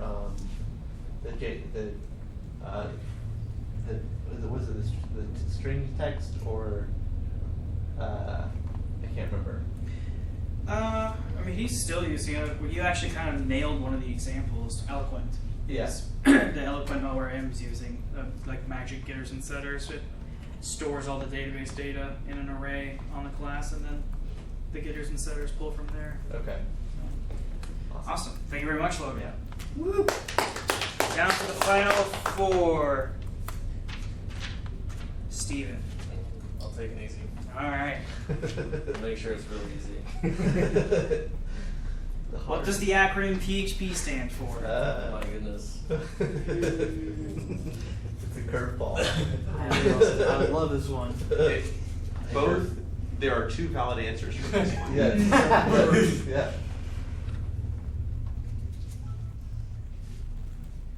You're gonna want more. If you want to take a minute to do some googling. I think one of the P stands for personal, doesn't it? It used to. That's one of the answers. That's one of the answers. That's part of one of the answers. Yeah. Yeah, it's nice. I bet a lot of PHP programmers don't know, especially if they haven't been doing it for years and years. Like it's just. I use it as a bonus Yeah. question in Yeah. interviews, and a lot of people don't get it. Yeah, it's kind of like trivia at this point. Like, So back in the day, personal homepage. Yeah. That's weird, but now it's hypertext processor. The first P doesn't stand for anything. Yeah, the first piece stands for PHP. Yeah, Yeah. it's recursive aggregate. It's like that's like saying that Okay. GNU does not stand for GNU is not Unix. It does stand for that. It's just a recursive acronym. Machine. Yeah. Okay. Thank you very much, Steve. Homepage. That is Yep. weird. Back Okay. when it was Rasmus first put it together. 1994. Yep. It's PHP/FI. Anybody know what the FI stands for? Form interpreter. Nice. I think you can go. Is that PHP 3 or something? I've done learned it, so. I think it's like PHP 2, I believe, and then they dropped it at PHP 3. Ah, Daniel's not here anymore. Wow. I should click a question for him and tweet it at him. See if it's not good. See if you can catch it on the streaming API. Yeah, exactly. All right, David. Okay. Easy or hard? Easy. All right. Easy ones are hard too. Yeah. What is your favorite editor and why? Softball. So hard. There is only one answer to this. Don't say Emacs. I value my life. Everybody keep their opinions to themselves. Actually, so at one of the PHP meetings, I won a copy of what was the PHP Storm. So, yeah, PHP Storm. Nice. Yeah. And so I've used that for a little bit. I've been doing this forever, and I used that for a little bit, and I ended up going back to doing this. So I have something that, so it's basically totally online. So it's it's like JavaScript or whatever. It's based on.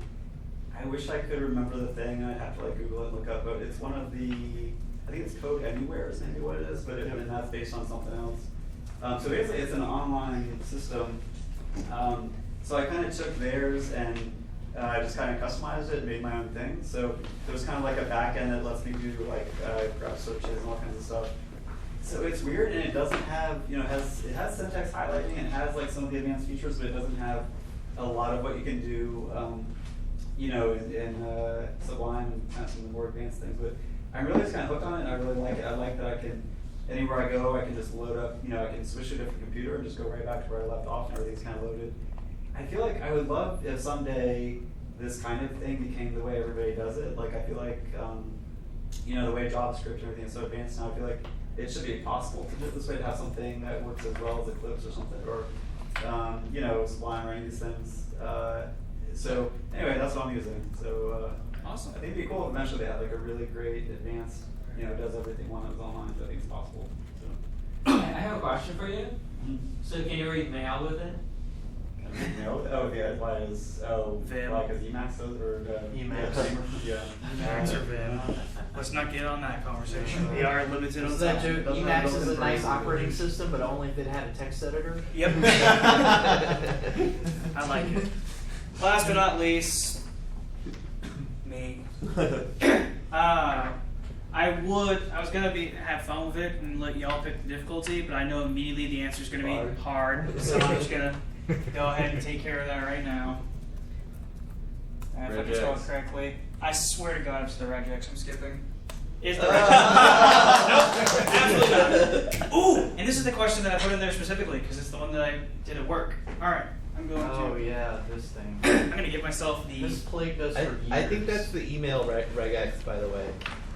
I'm not told. I don't No, know. that's It's got H right hyperlink. Oh, that's a Yeah. hyperlink. Yeah, I don't even know. Screw that. Okay, So ugly.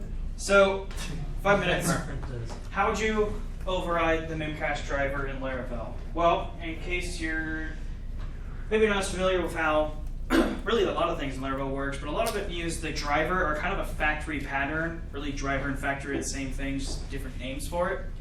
And that's what allows Laravel to support, for caching example, Memcache, Redis, database, dear God no, array, file system, and I think those are all for caching. But basically, it's a bunch of different drivers. There's a manager or factory, whatever, that will create those based on your configuration settings. So the default driver builds out for you to give you your cache store, as it calls it. Say, for example, you have Memcached set up, we'll do that. What's nice about Laravel is that it gives you the ability to call a extend method on these managers, and you pass in a string and a closure. The string is the name of the driver, closure is how you build this driver out, and it takes in I think it takes in an instance of app. Yeah, it takes an instance of the app container and then an array of config options that would pull from that config value for cache, and then you would define your logic in the closure to return the store, and then you can set up, I can't even think of whatever caching like layers you would use. I can't even make something up. I'm not that clever. So, how you would override your Memcache driver, because Laravel will check the custom drivers first before falling back onto the class methods, is you basically extend the cache manager to override the Memcache driver with a custom way to build out the Memcache driver. And this is actually how I contributed to Laravel for the first time. Closures, by default, they're instanced to this is the class that the closure was defined in. So for example, you would do this in the boot method of a service provider. Inside the closure, if you called this, assuming you're in PHP like 5.4 and above, is going to be the instance of the service provider. But closures in PHP allow you to rebind the instance of this, kind of like you would in JavaScript, to whatever class you want, and you can even rebind it to, it's how it describes it is weird, but basically you can control how it rebinds to gain access to the private methods and the protected methods on this. So if you need to override your memcache driver like we did to try catch the connection to memcache, and then if the memcached server is down, for example, replace it with a null store, which basically just, as it sounds, nulls everything. You just do that. Inside the closure, you create your closure and rebind it to the cache manager so you can have access to this create memcache driver, wrap that in a try, and then if inside the catch the exception it throws if it can't connect to memcache, and then just return this create null driver, and now you have a memcache driver that seamlessly fails over to your database logic. And basically the thing that I contributed to the framework was removing that closure bind to call that I had to do manually. I just contributed it to the framework, so now every time you bind a closure, this variable inside that closure is the instance of the cache manager. And that's how you run the memcache driver, or any driver for that matter, on anything. Mail, database, caching, and I think that's most of the ones I can think of. That's it. Awesome. Ta-da! Cool. All right. What Can I explain that one? Which one? Oh, the regex? Yeah. Go for it. So it starts with ref. It should be lowercase h, r, e, f. Then there's any number of spaces. Then what is the slash? Why is there double slashes? Can you make it bigger? I think that is a PHP. That's because like the PHP double slash or whatever.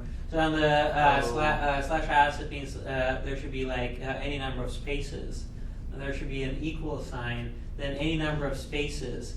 Then there is going to be any character that is slash. Let me see. Now there's a look behind. Yeah, so there's a look behind, and it should be slash. Why would there be a slash though? Is this like preg specific regex or? Yeah, I think the PHP specific, I guess. It should be like the look behind for the double quote, a single quote. And then there should be the first one is regex 101. No, I'm just copying it for later. And the first one is it's a name of the thing that's going to be matched. This is a look behind it, look ahead, I guess. So then. So where are we now? So we're at the question mark one. So I think that is supposed to be a named match. So it's going to match whatever is going to match, and it's going to put it in the variable called one. And it's going to match anything that is not the double quote or a single quote any number of times.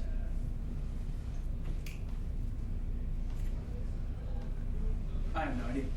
I think this is going to confuse me because this is like PHP together with regular expressions. So I think I give up. That was better than any of us could have done, so good job. Thank you. How do I get to the PHP raffle thing again? What's the back? RAHBLE. Yeah. RAHBLE.com. That? Everybody got your phone. It's goodie time. Yes. I want an elephant. I already have one. Is that the elephant that I threw into the ring last time? Technically, yes.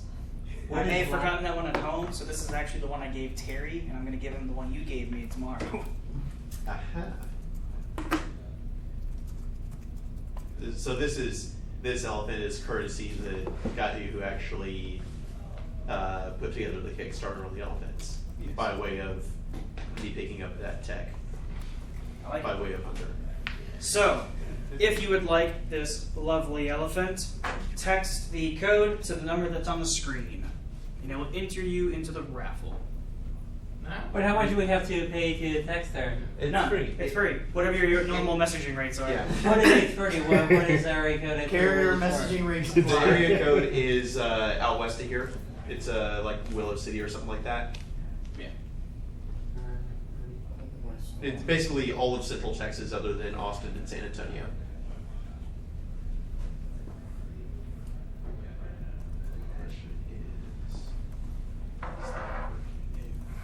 Yes, it is. Yay! Wow, mine hit like instantly. That was cool. I was just Why do I have to test? like, Anything? Just text the code 137 to that number. 830-856-25. Oh, so who wrote this Oh, that was the wrong number. Who wrote what? Who wrote this service? I did. So it's used in Twilio on the API side. If you want to look this up, I've actually used this particular application as a case study for various things, like re-implementing the entire thing with a long-running web server, or re-implementing the entire thing with Slim 3, or re-implementing the entire thing using Hack and running on HHVM. So you can look all that up in the GitHub repo. You can post that later. Nice. Anybody else still entering? I think everybody's all in. If anybody wants to fork this and build a Laravel or Lumen version, then you're more than happy to. More than welcome to. I just want to dash it. All right. they can help. They can help. Final call. Needs more Comic Sans also, I think. PR's welcome. All right. Going once. Be never to change. Going twice. So what if you enter with like an international number outside of US or Canada? Then I pay a little bit more for the text message to respond to you. Yep. But Twilio gave me $20 of credit a while back, or $50, one of the two, so I don't really care. Nice. All right. Here we go. And if your phone number ends in 3806, you're the winner. Yes. You got it, Logan? Yeah. Nice. All right. Logan, I bestow upon you the very, very red Laravel PHP Thank you, sir. elephant. Thank you, sir. And thank you, everyone else, for participating in this crazy game. Yes, thank you. Before I finish it up and we'll read this to you, I mean, you could just leave before. I'm not actually holding you hostage.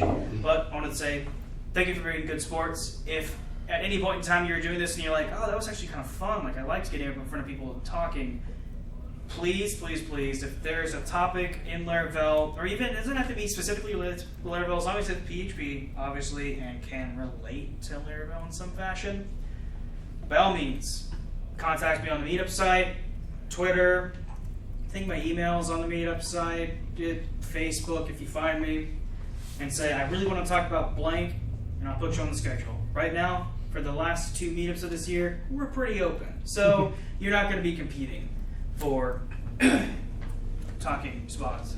I have a question. How many tabs? Do you know how many tabs you have? I think this should have been like a question. For Yeah.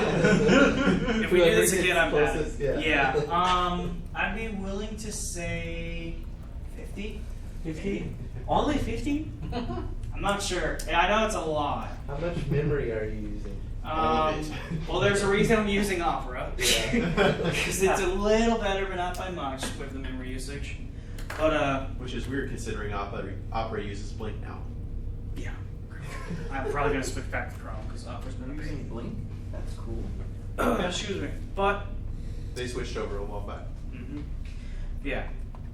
As I put up the call last week and through the emails as well, always looking for presenters because as much as I love getting up here and talking, and as much as Eric loves getting up here and talking, I'm sure sooner or later you'd like to hear somebody else talk because you're probably getting sick and tired of our voices by now. So please, please, please, let us know and we'll let you present. If there's a topic you'd like to talk about but you're not comfortable presenting, also send us, Eric and I, that information because we have no problems throwing something together and putting our heads together and creating an awesome talk about it.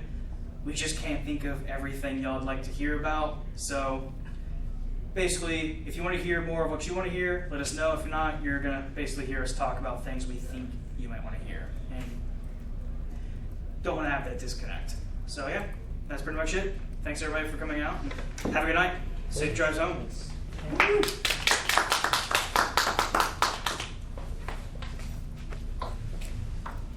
We'll put the GitHub repo up for that raffle thing. Is that on also PHP's? No, it's my personal slash RAPHPLE. Is it ENTX? IANSLTX. What does it stand for? What does which stand for? SLTX? First name, middle initial, last initial, favorite state. Simple. Yeah. Ta-da. So here's the GitHub repo. Again, if you want to add like pre-formatting of the phone number, I can tell you actually how you would do that. I'm just not going to write the code because. But it wasn't really pretty formatting the phone number. What was the trouble with it? It didn't have dashes. Can I pull in a Oh, whole like user in your package message, you to mean in the format the message? phone number? Yeah, That's when well, you have to that's the like way type it in. Let me guess, you make pull it in the phone easier number for and people use to the. Probably. As dumb as Type that it in. is. We use it all the time, and I've been Honestly, I need to submit a that's pull probably the request. way I would do it because that's the only way to Yeah. ensure that Cluster's tough. the Twilio phone number, no matter whether it's international or not, actually gets formatted locally. Is it Don't necessarily. is it always the same number, or do you get that dynamically from Twilio? So that I actually set as an environment variable. Oh, okay. So it's Alright, so it's static. I it's just one pay page. $1 a month for the number. Got it. But get to if the another number page changed, like if you wanted to have your own and, instance of this, display it, right? then Now, when it you comes probably to, want to have a real phone number parser in there rather than just saying, oh, take the last 10 digits and substring, substring, substring. Yeah, using exactly. the proper.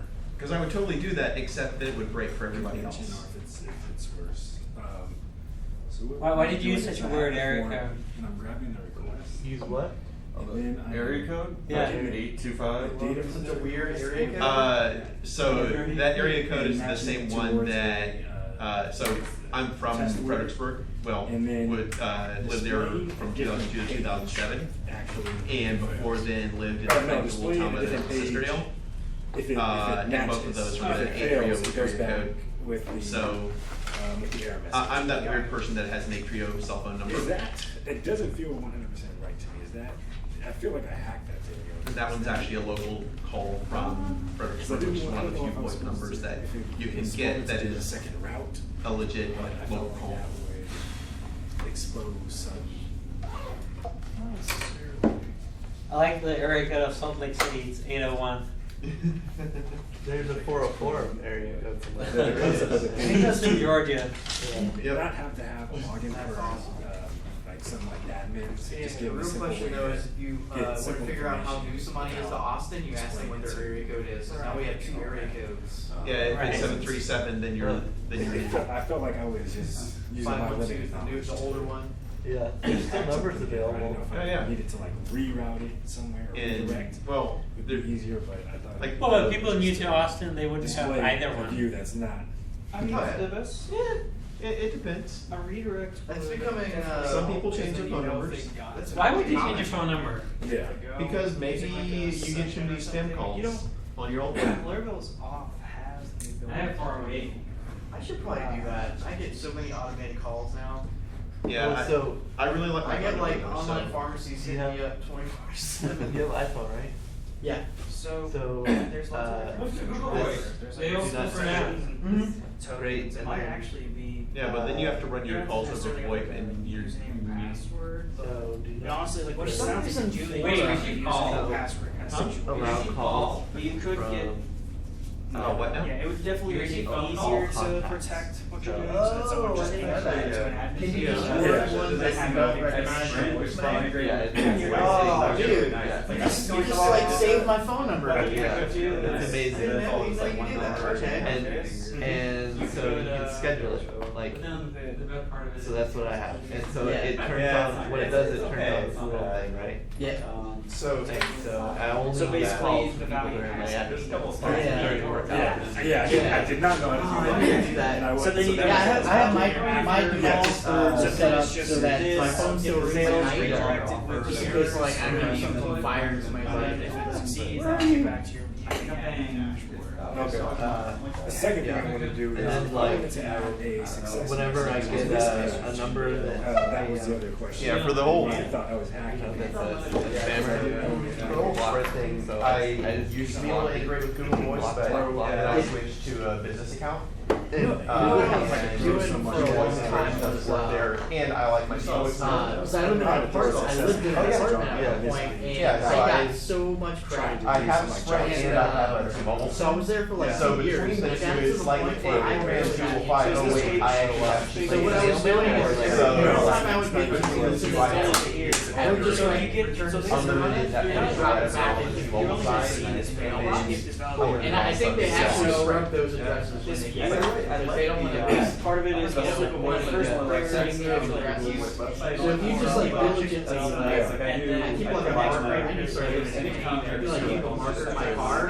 Just like as soon as I check my, just like leave it, return to sender, drop it right back in the mailbox. In my case, I. Right. So it then works. this Got view, it. I think you'll have a I think dollar that sign basically success everyone that what has ends the up happening So is you stop can do using that text past and your use whatever Postmaster or success. Hangouts. Yeah, like so, they get frustrated yeah. enough that they filter your mail for you. Just hang out. Like that's what would happen. I think at my apartment complex. It's close. I would So see for like like trying to stuff simplify like No, so there's like sharing. Yeah. It's tough for me to hold on to. So I can now Pass it on. like, I'm not letting you win, spammer. Burn information, but it helps to make it easier for you won't to let you find. sign up Yeah. directly, But so yeah, here's an invite. So I just noticed I got an office phone. You can. And so it works with the it's like quality a, is it's not like great. a SIP One phone or thing about whatever. Incubator is you can actually have multiple Google mouse Voice. numbers and you can And kind of trade off I control. noticed when I was setting up the Google Voice number that there's It's like they have a crowdsourced, keyword feature specific to screen sharing, and from what I've seen, blacklist. the quality is higher. Yeah. And that, like that I will if you have a Google Voice number, when they're like, oh, Skype screen share, you're like, you sign stop, up for I'm it, sending you a enable screen it, hero, and like and we're going to basically, use that. you know, It'll block all your unwanted calls. I was talking about Yeah, that yeah, it's same awesome. concept with somebody It's today. Windows It now. was related to the ad industry. Like Yeah. they like ad networks crowdsource bad actor IP addresses. But it's basically like spam house. Well, It may not be quite What are as those smooth or something, but like spam cop. I don't Right, think they yeah, want yeah. to They throw do the any same more thing. dev on Like all these ISPs are just like pissed off. if you want a They said, web-based you know what? thing, We'll I just think like up here crowdsource our does bad that, actor IPs and I'm sure together. Kieran's probably using WebRTC or something like Yeah. that. Yeah. I didn't know it did that though. I don't know, I think everything. It must have been like a recent feature in these. Cool. So you got I transfer my phone number to Google Voice. Yeah. Yeah, I mean, stuff like code Now anywhere. Because I was like there's my wife is on Android. There are a bunch. and, Cloud9. They don't have that I've whole like used allow some of only it for to my some address extent, thing. So I'm yeah. trying But to figure out how to do it. the So if I refactors and don't code want to completions and leave, stuff like that, like get if with I'm using PHP storms, AT&T though, If you have an iPhone, just use the built-in. that would be dev fast. how does it work if like But when I'm on a project where I mean I'm the only dev or something like because I know that, Google has that then I can Fox use code project development. where Basically, like it roams if between I'm Sprint specific and enough T-Mobile about my depending Pythons and all on that, you have to have that you have to have their code. microphone do it. then There's got to be IDEA some. will actually tell So I me when think I'm in screwing Google up. Voice, you have to go in and say block But I this mean, there's call. always an online one. And then if There- enough there's people no go in reason and that say online block one this can't number, port that then it functionality. blocks it for everybody. But Which is how it should work, right? And I block the shit out of like people that call me even like after hours, they somehow they get through, and I'm like, okay, great, bye, and then I block the number, When I first started traveling internationally, So what you're it saying was is prohibitively expensive Adam and almost except impossible to get not to inside receive electronic. incoming international Because calls. Adam is basically for that. me. I feel like So what I Adam did and was is I you rented can go anywhere, maybe a I think that's all. like a dedicated line that forwarded to whatever number I set. Because I use it. So what I did is I rented a line, I forwarded it to my international phone number, No, I my can international upload SIM how card, mine- and then before I would take off No, here, so I would one forward became my the other phone and number to something that like that. But dedicated anyway, line. it's also- So when somebody called, it Yeah, would but hit I my think I use this phone, kind of based or it would on- hit my provider, and my provider would forward it to that line, and that line is like forwarding it to my international, my international number. I'm curious. I didn't realize that. Hops there. Yeah. And it's like, and it's the kind of thing that like, if I was to open source it, it's such a. Shit, I didn't know that. very No, specific Thanks for the tip. I don't want to do that. Yeah, I just switched to the iPhone like I'm guessing it's a fork of Maybe a something. year ago. Yeah, so it's. I've always been Android. Are you on the So it was based on those nice. 6S. I don't know if it was code anywhere. or Think about not, going but it was plus, one of these maybe? that, For the 7. Felt like that it was. at the time was like, I don't it was know. like they had this like open source. It's like the perfect size, but sometimes you want bigger, you know. So Yeah. To pull out a Chromebook with the whole. Especially if you watch videos and like read a lot. right. I do that a lot I of mine, played with one of those for a so while, Probably so, gonna upgrade. But yeah, I think the actual editor is, I guess it's Face, I think is what it is. Okay. And, I think it's that one. Anyway, so it's really pretty basic with stuff. So it doesn't do any code completion kind of stuff. It does do, like, it'll catch if you do like, if you do like syntax errors and stuff, it puts little X there, so it does check stuff like that. Okay. And it does syntax highlighting stuff. 3, Um, 6, 8. There's And that then, other so- cloud IDE thing. I'm trying to remember. What's the name of this one? This is just a thing that I hacked from one of those online ones, and I forget which one it was. I had to go back and look at my notes. Remember which Isn't one that it was? called like Cloud 9 IDE? That's a thing. Yeah, and that was kind of around. I think that came later or something. But then, and so I have the ability to like grab stuff, and then so if I find it, then I click on it and we go to it. And that was just kind of stuff that I sort of added that because the original one didn't quite work that way. And then there's like a PHP backend thing that when it does a search, it sends it to the PHP thing, and then it spits back whatever it is you're looking for. So. I don't think anybody else would use it in its current state, but something like that could be really cool if somebody like made something really had all the features and everything. Yeah. But it's I have the laptop and I have a computer at home and I have another computer at home and like it's so nice to be able to just like I can always just move to another one, load it up, and it's there with exactly the files and everything. It's always The thing that I've done, because I have this laptop, I have the Chromebook, which I actually have Linux on that, so that's like I have my desktop, and then when I'm at my current place, I have desktop.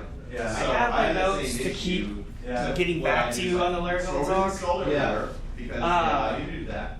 Yeah. I'm gonna probably look at that tonight. I mean, I don't really care. That's the thing I'm trying to figure out. Do CRUD, I have do like common- I don't know if it was PHP common, or something else I was using one time. where problems that it you would look on solve the with network like and make sure how to none set of up it uses the same talk license about key was running. it's basically go through the documentation and be like, look at all the great You Indian can stuff, actually and look look at at all it the like caching, and look at all the, connection hangs know, up and like, you forget to close awesome it all. ORAD blades, Yeah. I have a great open source. Yeah, I still have your email from January sitting around That's log, right, so yeah, I look already over told the you, like, options some you suggestions. Yeah, some suggestions. So I'm gonna go through that and You get a lot of if any it is.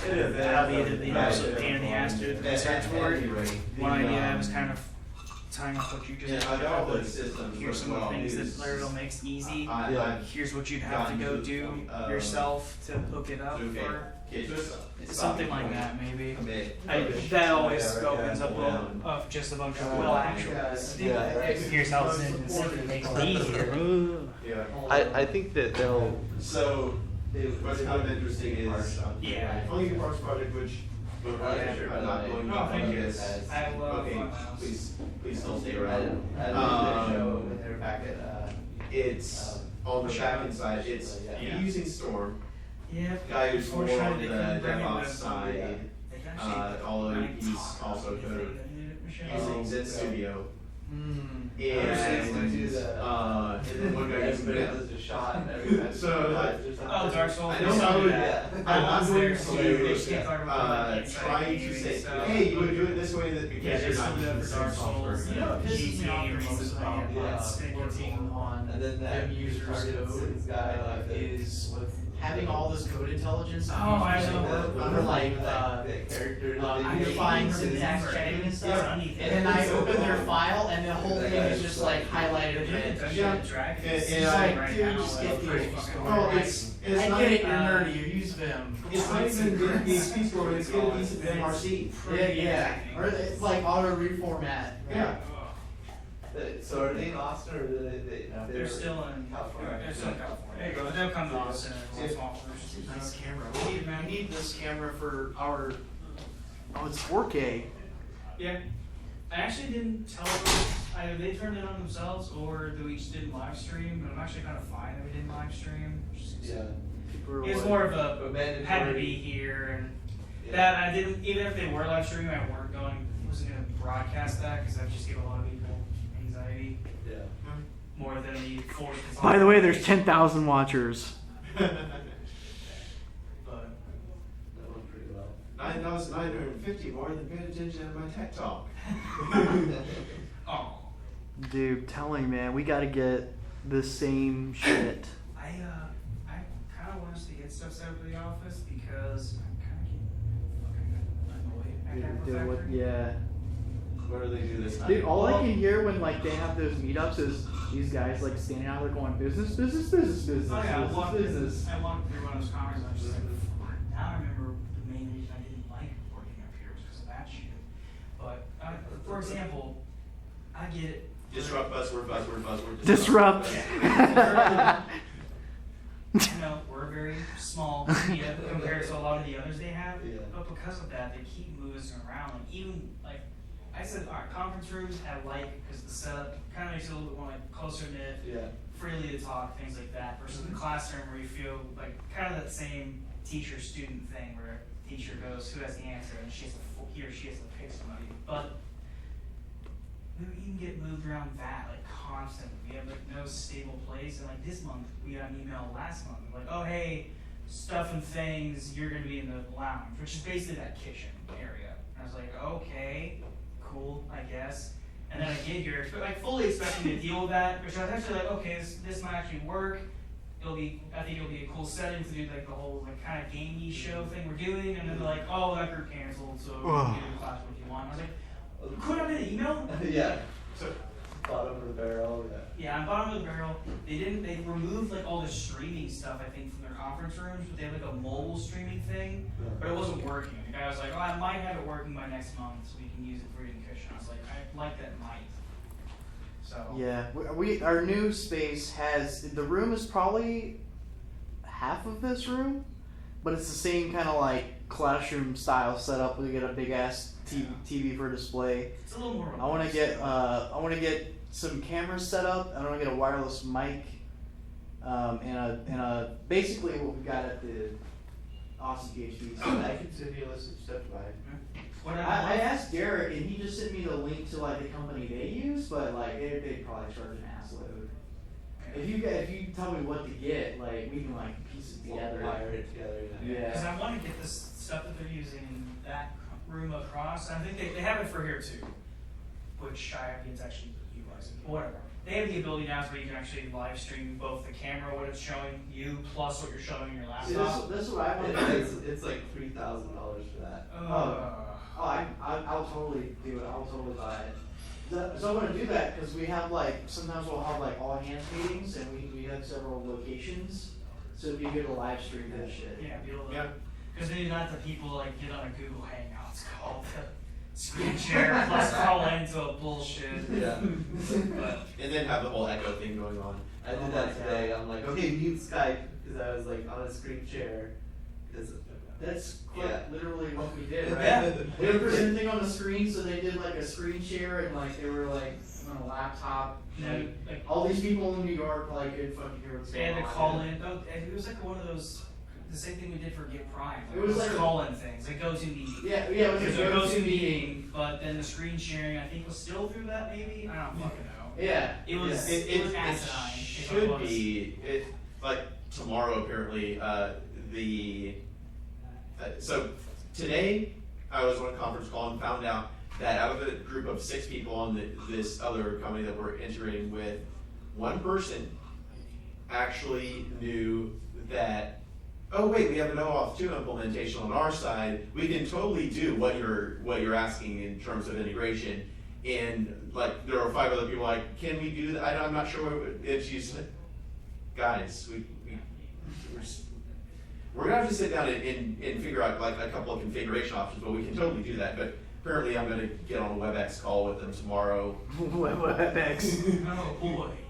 Well, I want the WebEx online bridge, so that way I'm not over a freaking plain old telephone connection. The one that I found was I asked around and a lot of people said life size, and their systems are nice. Yeah, but it's like they start at $3,000, but you have to pay these crazy monthly fees because they want to archive the footage online and shit, like their cloud stuff. And then like it's like 3 and like 15. Like what life size or something? I would be surprised. I don't know. I think someone called them. For what we would need, they want like $15,000. I'm like, no, I'm pretty sure we could do this for maybe 5. Yeah. Something like that. It would be worth it for 5. You know what OAuth Talk we really need? We need the OAuth Talk that explains why the fuck Alex Gilby made the goddamn server package so much more complicated. Because now it's PSR7 compliant and it's not actually that bad. Because I've been trying to port the custom adapter I made using Redis to store everything to that new stuff, and is that I would be absolutely fine sitting down with you and helping on that because it's actually not that bad. Yeah, I spent some time on it this last weekend, and I think I'm getting somewhere. What's making it more difficult is instead of just writing it into the project I'm using it, since I need the code in 2 places, I'm trying to write it separately in its own package so that I can install it in both places, which is making things harder on myself. But I mean, it's you implement those repo interfaces and you're good. Yeah. The disconnect was basically like before you had your entity objects that also kind of had. They basically turned the adapter, the storage adapter into the repos, and then you still had entities, but you never had control of those entities before. Now you do. Yeah, well, in the entities, you can treat them like value objects. Yeah. Which is what I'm doing. I'm basically repos to all the Redis crap. Well, that's what you're supposed to do. Is this the Laravel? No, this is the it's the league. Oh, the actual pack. I thought you were talking about because Laravel has it now where they wrap around that shit. Yeah, Passport, which I was gonna look at, but then I was like, the Passport's probably gonna cause more trouble than it's worth to make it do Redis versus probably Eloquent models. We just got a damn OAuth server. Now we gotta go upgrade it. But I like it because I'm gonna give you the implicit. God, SpaceX rocket. Holy shit. So I'm not. I saw your. Well, it's like one of the most. So that was just an interface separation thing, which I'll probably do this weekend because it'll take like 15 minutes, and it's not. Well, they had an actual satellite on this one. You can actually do the multiple. First one and I was like talking about what you do I wonder is how much it you costs have for the current interface. Because it does multiple inheritance on the new rockets, split, there's probably which you can do on interfaces. So I hope they had insurance on that one. I think there's like a tokens interface. It's mostly, Hunter was saying that it was Facebook and somebody else. No, multiple inheritance in the other direction. So you can take 2 interfaces where they're trying to get and extend both into the access over repo interface, which right now is the thing that. Well, I kind of want to go over and show the Arcade City new app opening thing over the demo. So I was gonna head over there. I'm not taking that. Okay. Get out of here. Emails with this pizza. Like that stuff is poison. You want some pizza? No. You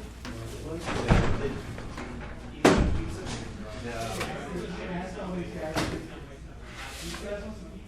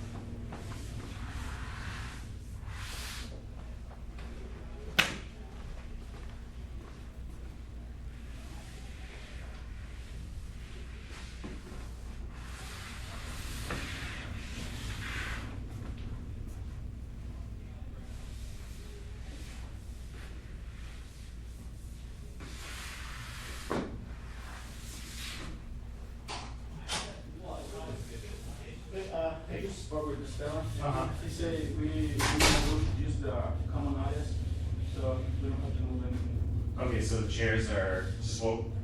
We don't have to move them or stack them up or anything? No, we're gonna do the reception and the hours. Okay. And breaking. Sounds good. Thanks, sir. Thanks for letting me know.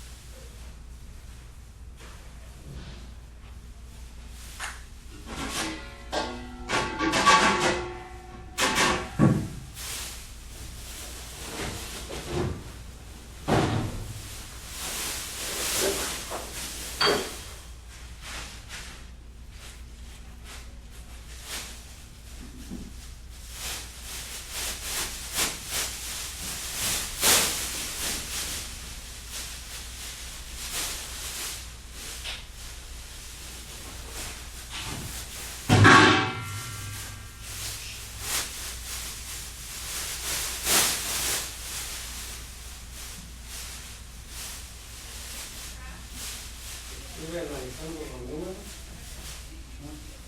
70 horas por semana. ¿Cuánto? 70. A 15 la hora.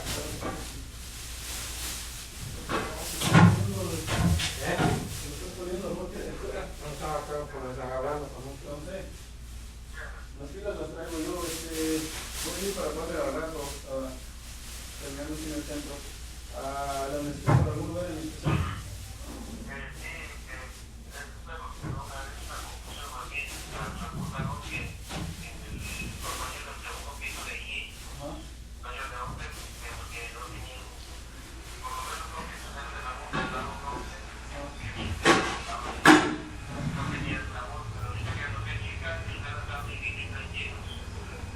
Si puede nomás dame el número del baño y yo te voy a ir y le reemplazo las pilas. Órale, gracias.